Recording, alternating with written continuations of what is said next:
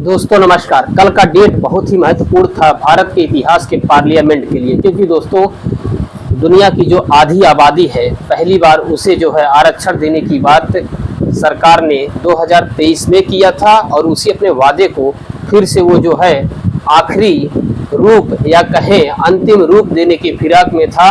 और कल भारत की जो संसद थी जिसकी सदस्य संख्या 545 थी, लेकिन उस सदस्य संख्या में कल जो है 528 सदस्य सांसद मौजूद थे। और जब 528 सांसदों में जब वोटिंग हुई तो वोटिंग जो है दोस्तों सरकार इसमें हार गई है। यानी सरकार ने सभी लोगों को जो है दोस्तों या तो सही तरीके से महिला आरक्षण के बारे में उनके सकारात्मक सोच के बारे में, महिलाओं को इस आरक्षण से होने वाले लाभ के बारे में, उनके जीवन उत्थान के बारे में, या तो सांसदों को सही तरीके से जो है दोस्तों मोटिवेट नहीं कर पाई।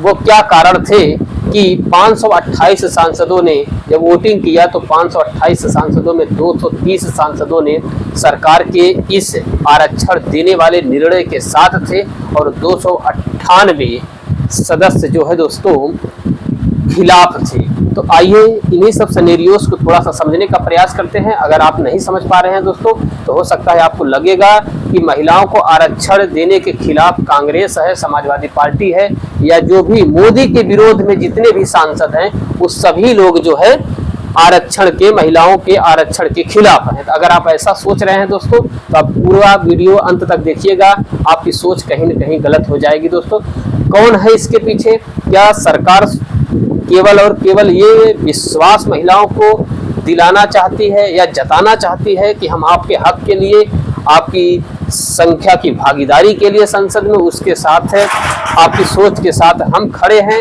विपक्ष नहीं खड़ा है? तो कौन सी परिस्थिति थी कि 2023 में थे और 2026 में बिखर गया है।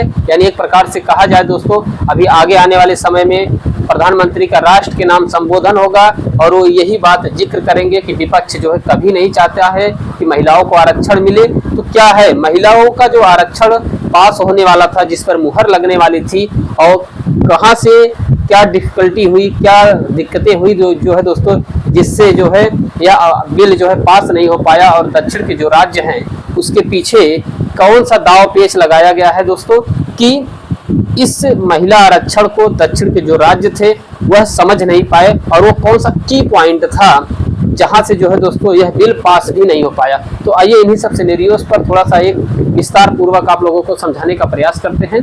ठीक है दोस्तों, मेरा नाम है श्रवण कुमार और आप देख रहे हैं ग्राउंड हिस्ट्री इंडिया चैनल। ठीक है दोस्तों, चलिए समझने का प्रयास करते हैं। दोस्तों सबसे पहले क्विक पॉइंट आपको बताने का प्रयास करते हैं। इस महिला आरक्षण के पास न होने के पीछे ये कारण नहीं है कि समाजवादी पार्टी या बसपा या कहें कांग्रेस या जितने भी इंडिया अलायंस है, अपोजिशन है, जो मोदी जी के विरोध में है, वो लोग यह नहीं चाहते हैं कि यह जो है महिलाओं को आरक्षण मिले। तो ऐसी कोई बात नहीं है दोस्तों, विपक्ष स्वयं भी चाहता है कि महिलाओं को आरक्षण मिले, विपक्ष महिलाओं के खिलाफ भी नहीं है दोस्तों।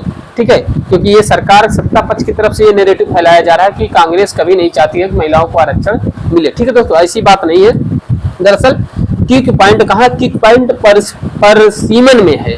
ठीक है, जो परसीमन होता, थोड़ा सा आपको यह और विस्तार से हम, क्योंकि लगातार 2 से 3 वीडियोस में इस परसीमन शब्द को हम कई बार आपको डिकोड करते हुए चले आ रहे हैं दोस्तों।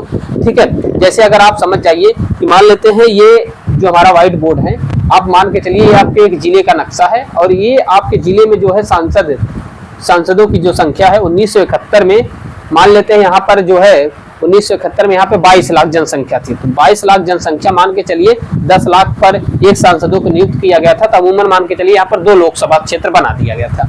तो यहाँ से 2 सांसद चुन के गए, यानी एक 10 लाख की जनसंख्या पर बनाया गया था। परसीमन का मतलब यही था।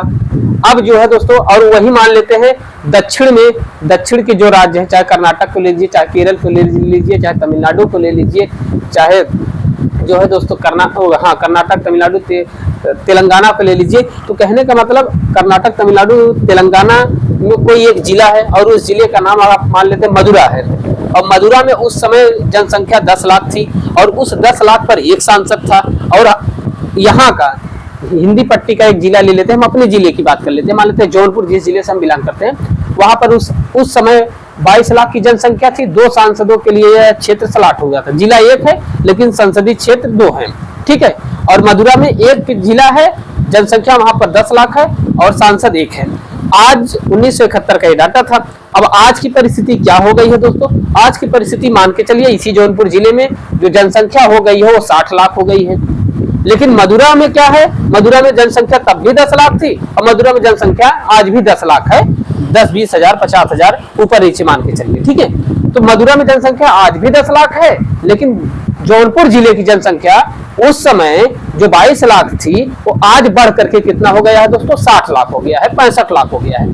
अब क्या होगा दोस्तों? जब परिसीमन होगा तो परिसीमन के हिसाब से जितनी संख्या इस जौनपुर जिले में होगी, मान लेते हैं 65 लाख हो गया। अब 65 लाख के हिसाब से अगर आप डिकोड करेंगे तो 10 लाख पे एक सांसद, तो इस हिसाब से तो हो जाएगा दोस्तों 10, 25, 50, ठीक है। 5-6 सांसद आपको जौनपुर जिले में देने पड़ेंगे और ये 5 से 6 सांसद इस जौनपुर जिले के विकास के लिए उस संसद में आवाज उठाएंगे।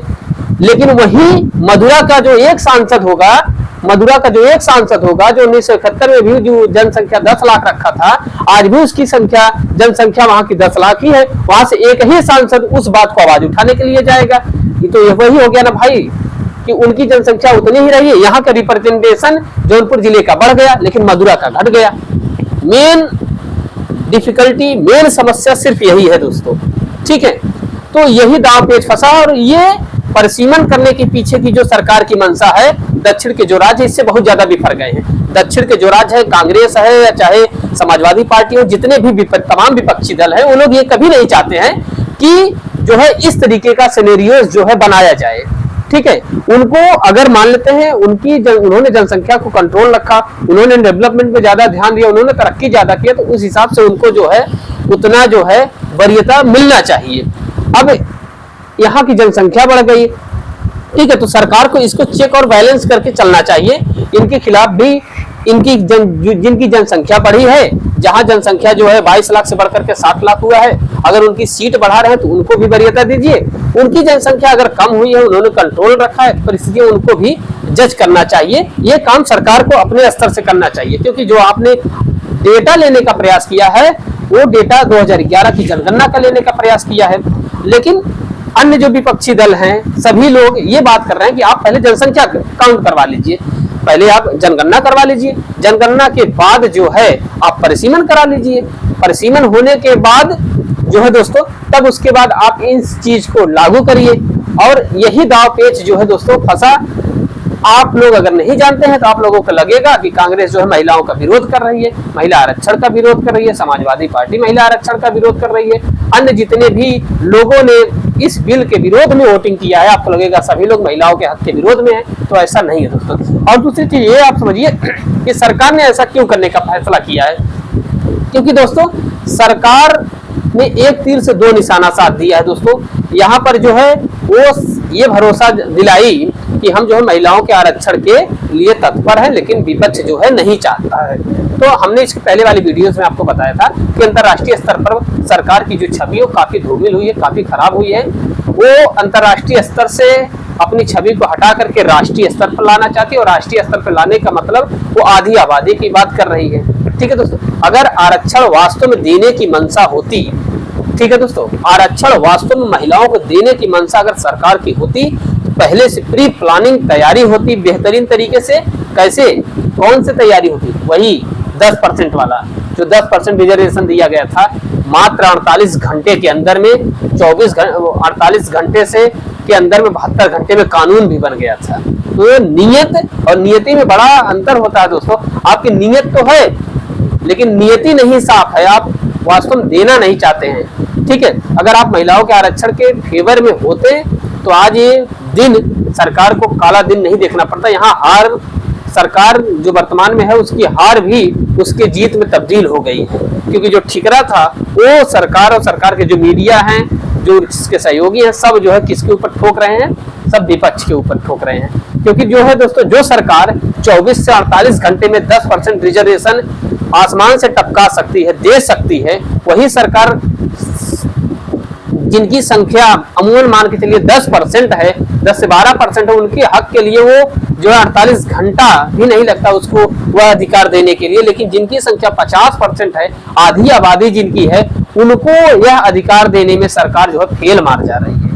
तो कहीं ना कहीं भाई सरकार की मंशा के ऊपर आम जनता तो सवाल उठाएगी, लेकिन अब जो लोग नहीं जानते हैं, जो लोग नहीं समझ पाते हैं चीजों को अच्छे तरीके से एनालिटिक अप्रोच की तरह, वो लोग सीधा सीधा वही समझेंगे, करे यार मोदी जी तो आरक्षण दिवे जात रहे, महिला के अमित शाह एकदम दहाड़ के बोलत रहे, लेकिन जो है कांग्रेस चाहे ना कि महिला का आरक्षण मिले। दरअसल हम महिला का आरक्षण दिवस बतिए ना भैया, बात यहाँ पर बात दूसरी आप समझ नहीं पा रहे हैं। बात हमने आपको बताया वही कि एक जिले की जनसंख्या मान लेते हैं 1971 में 10 लाख थी, वहां पर एक सांसद था, और दूसरे जिले की जनसंख्या जो है 22 लाख थी, वहां पर 2 सांसद थे। अब आज परिस्थिति क्या हो गई है दोस्तों, आज के डेट में एक जिले ने अपनी जनसंख्या को 10% ही रखा और उसने क्या काम किया दोस्तों, अपने डेवलपमेंट पे ध्यान दिया, लेकिन दूसरे जिले ने डेवलपमेंट के साथ साथ जनसंख्या पर कंट्रोल नहीं रखा। वहां की जनसंख्या जो है 60 से 65 लाख हो गई है। अब आज वहां पर उस जनसंख्या के हिसाब से रिप्रेजेंटेटिव कितना मिलेगा, 5 सांसदों का कम से कम मिलेगा, यानी उस जिले से 5 सांसद जाएंगे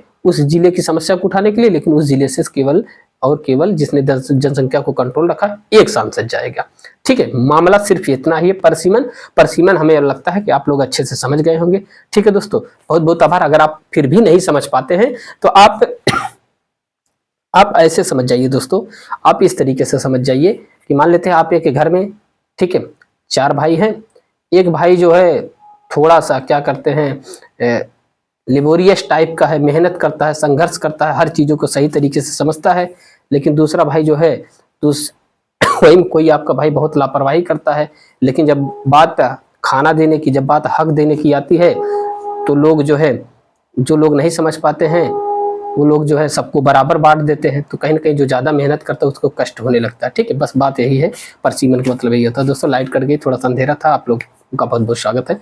ठीक है, चैनल पर अच्छा है, वीडियो बनाने का प्रयास करते हैं, आप लोग लाइक और सब्सक्राइब जरूर करें। धन्यवाद।